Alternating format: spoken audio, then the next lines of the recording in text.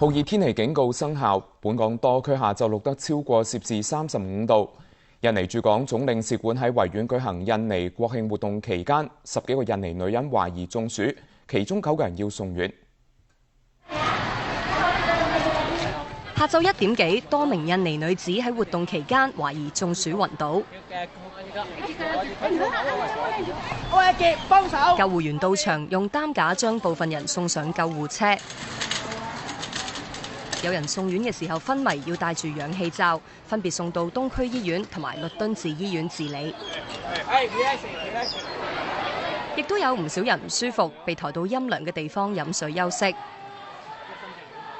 印尼駐港總領事館下晝喺維園草地舉行慶祝印尼國慶嘅相關活動，有過千人參加。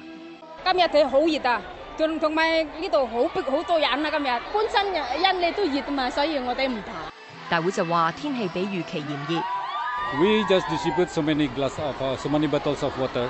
I think it's more than hundreds of boxes of water today. And then also next year, I hope if this kind of weather still occurs, then we will try to get more fan for the people.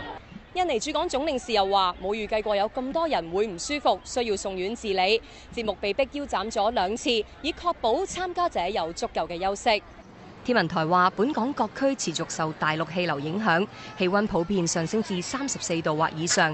預測未來2-3日會持續酷熱，市民要提防中暑。無線電視記者阮家峰報導。